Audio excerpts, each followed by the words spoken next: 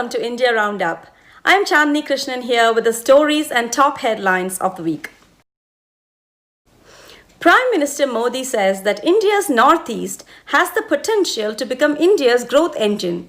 While launching the Manipur water project via video link, the PM called the Northeast region a gateway to our ancient cultural relationships with East Asia and the future of trade, travel and tourism. He observed that blockades in Manipur and violence in the states of Assam, Mizoram and Tripura are now history, and the mantra of peace, progress and prosperity is echoing in the Northeast. He pointed out that the government is making constant efforts to improve connectivity in the region through highways, new rail tracks, and upgradation of airports. Connectivity of the Northeast is important, he said, for an Atmanirbhar Bharat.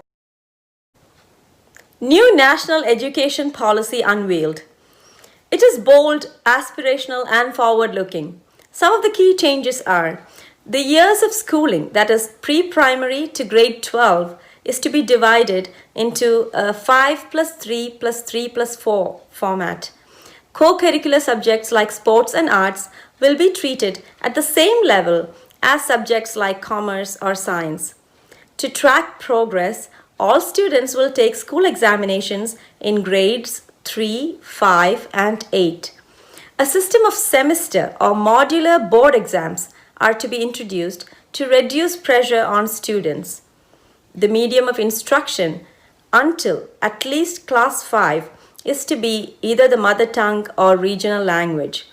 The National Testing Agency (NTA) will conduct one common entrance exam (CEE) for admissions to universities across the country. Selected universities from among the top 100 universities in the world will be facilitated to operate within India. COVID-19 statistics point to a better than average recovery rate in India. India now has more than 13 lakh recorded cases of COVID-19, but the good news is that the fatality rate has sharply declined from 3.36 to 2.35%. This is one of the lowest fatality rates in the world, according to the Ministry of Health and Family Welfare. As of July 22nd, the recovery rate is at 63.12%. Sharing the data on 25th July, the ministry said that this was possible because of effective and standardized clinical management protocols based on holistic standard of care approach adopted in the country. India, incredible India. Remittances to India are likely to decline by 25%. The COVID-19 crisis, lockdowns, a fall in global crude oil prices, and hundreds of thousands of migrant Indian workers abroad being laid off. All these events are going to cost India heavily soon. According to a report by Swiss banking group UBS, India is the largest recipient of remittances in value terms in the world. Kerala, which is one of the largest recipients of remittances within India, is also expected to witness a dramatic, even permanent decline in remittances. A fall in remittances in low and middle income countries will affect the ability of families to spend on good nutrition and education as more resources get directed to addressing more urgent concerns. Railways to end the 160-year-old dark messenger system.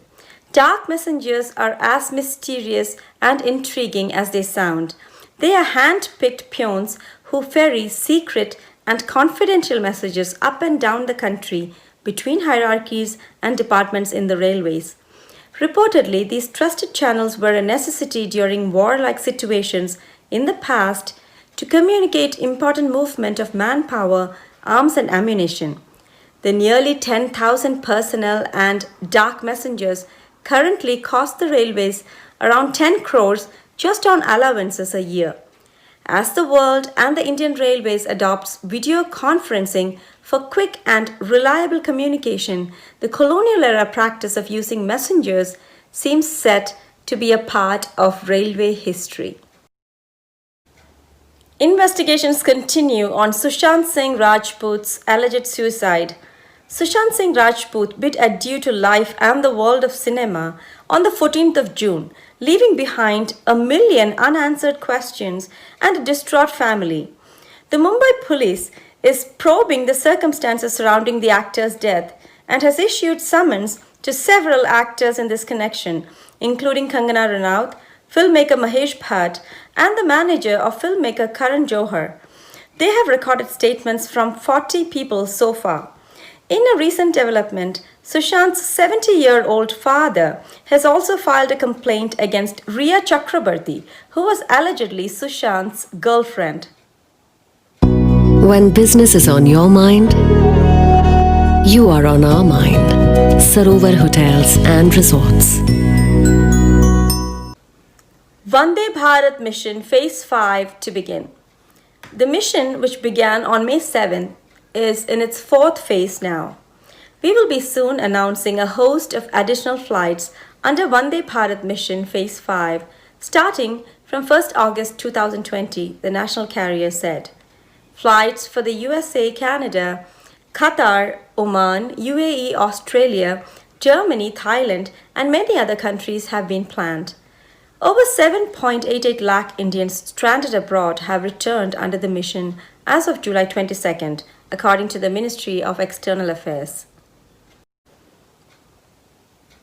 Divestment of 23 public sector companies cleared by the Cabinet.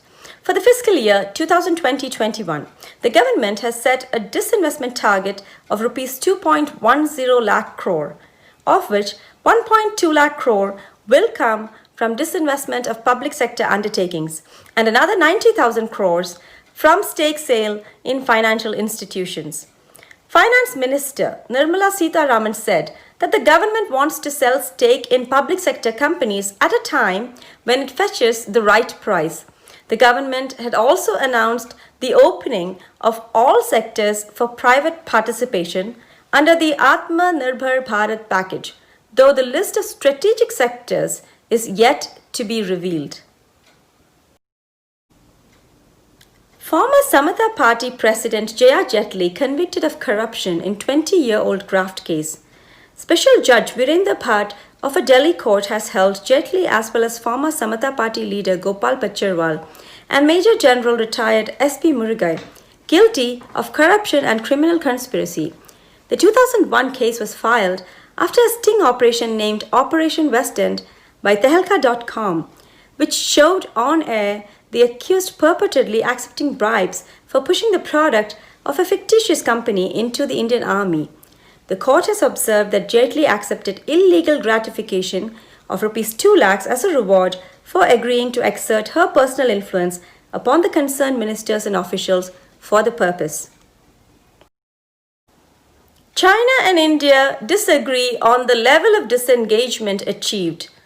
China claims that troops have disengaged in most localities in eastern Ladakh, while Indian officials refute this. India says that although some progress has been made, the disengagement process has not been completed yet. Ministry of External Affairs spokesperson Anurag Srivastava said, "We expect that the Chinese side will sincerely work with us for complete disengagement and de-escalation." These remarks come just ahead of the fifth round of talks between the two sides.